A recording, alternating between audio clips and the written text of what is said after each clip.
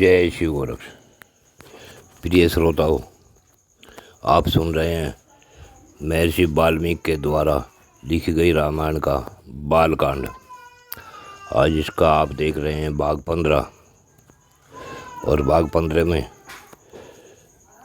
महाराज दशरथ के यहाँ पुत्र की प्राप्ति का कारण और रावण की मृत्यु का हल ढूंढना। तो अब सुने, बड़े ध्यान से आप इसे सुनेंगे तो आपके मन में भी शांति स्थापित होगी। प्रिय श्रोताओं, महर्षि श्रृंगी बड़े ही मेधावी और वेदों के ज्ञाता थे। उन्होंने कुछ देर तक ध्यान लगाकर देखा और निश्चय किया कि राजा को किस प्रकार से संतान प्राप्त होगी। और फिर बोले, महाराज, मैं आपको पुत्र की प्राप्ति कराने के लिए अथर्ववेद के मंत्रों से पुत्रेष्टि नामक यज्ञ करूँगा। वेदोक्त विधि के अनुसार अनुष्ठान करने पर वह यज्ञ अवश्य सफल होगा। यह कहकर उन तेजस्वी ऋषि ने पुत्र प्राप्ति के उद्देश्य से पुत्रेष्टि नामक यज्ञ प्रारंभ किया और स्रोत विधि के अनुसार अग्नि में आहुति डाली। तब देवता, सिद्ध, गंधर्व और महर्षिगण विधि के अनुसार अपना अपना भाग ग्रहण करने के लिए उस यज्ञ में इकट्ठे हुए। उस यज्ञ सभा में कर्म से इकट्ठे हुए सब देवता लोककर्ता ब्रह्मा जी से इस प्रकार बोले, हे प्रभु, हे भगवान, रावण नामक राक्षस आपका कृपा प्रसाद पाकर अपने बल से हम सब लोगों को बड़ा कष्ट दे रहा है। इसमें इतनी शक्ति नहीं है कि अपने पराक्रम से उसको दबा दे सके। हे प्रभु, आपने प्रसन्न होकर उसे जो वरदान दे दिया है, तब से हम लोग उस वरदान का सदा समादर करते हुए उसके सारे अपराधों को सहते चले आ रहे हैं। हे प्रभु, उसने तीनों लोकों के प्राणियों का नाक में दम कर रखा है। वह दुष्ट आत्मा जिनको कुछ ऊंची स्थिति में देखता है, उन्हीं के साथ द्वेष करने लगता है। देवराज इंद्र को परास्त करने की अभिलाषा रखता है। आपके वरदान से मोहित होकर वह इतना उद्दंड हो गया है कि ऋषियों, यक्षों, गंधर्वों, असुरों तथा ब्राह्मणों को पीड़ा देता और उनका अपमान करता फिरता है।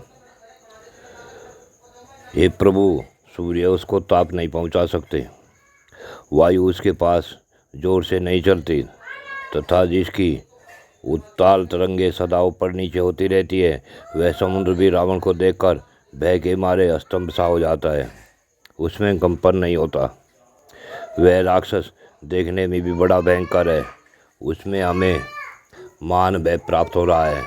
अतः भगवान, उसके वध के लिए आपको कोई न कोई उपाय अवश्य करना चाहिए। समस्त देवताओं के ऐसा कहने पर ब्रह्मा जी कुछ सोचकर बोले, हे देवताओं, लो, उस दुरात्मा के वध का उपाय मेरी समझ में आ गया।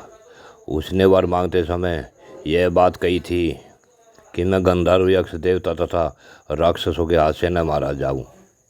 मैंने भी तथास्तु कहकर उसकी प्रार्थना स्वीकार कर ली थी। मनुष्यों को तो वह तुच्छ समझता था। उसे चुप कर ले रहा,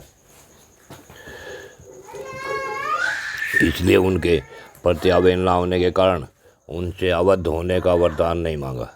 इसलिए अब मनुष्य के हाथ से ही उसका वध होगा। मनुष्य के सिवा दूसरा कोई उसकी मृत्यु का कारण नहीं है।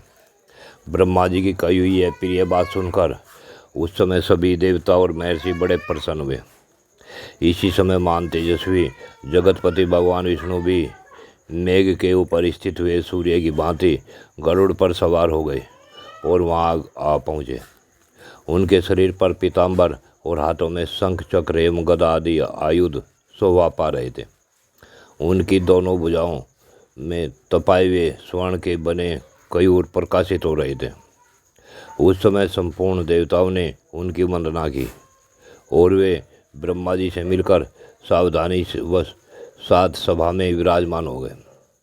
तब समस्त देवताओं ने विनीत भाव से उनकी स्तुति करके कहा, हे सर्वव्यापी परमेश्वर, हम तीनों लोगों के हित की कामना से आपके ऊपर एक महान कार्य का भार दे रहे हैं। हे प्रभु, अयोध्या के महाराज दशरथ धर्मज्ञ, उदार तथा महर्षियों के समान तेजस्वी हैं। उनके 3 रानियां हैं। जो भी हो, ये तीनों देवियों के समान हैं। हे विष्णुदेव, आप अपने 4 स्वरूप बनाकर राजा की उन तीनों रानियों के गर्भ से पुत्र रूप में अवतार ग्रहण कीजिए। इस प्रकार मनुष्य रूप में प्रकट होकर आप संसार के लिए परबल कष्ट रूप रावण को, जो देवताओं के लिए अवैध है, समर भूमि में मार डालिए। वह मूर्ख राक्षस रावण अपने बढ़े हुए पराक्रम से देवता, गंधर्व, सिद्ध तथा श्रेष्ठ महर्षियों को बहुत कष्ट दे रहा है। उस रौद्र निशाचर ने ऋषियों को तथा नंदनवन में क्रीड़ा करने वाले गंधर्व और अप्सराओं को भी स्वर्ग से भूमि पर गिरा दिया है। इसलिए मुनियों सहित हम सब सिद्ध, गंधर्व, यक्ष तथा देवता उसके वध के लिए आपके शरण में आए हैं। शत्रुओं को संताप देने वाले देव, आप ही हम सब लोगों की परम गति हैं। अतः इन देवद्रोहियों का वध करने के लिए आप मनुष्य लोक में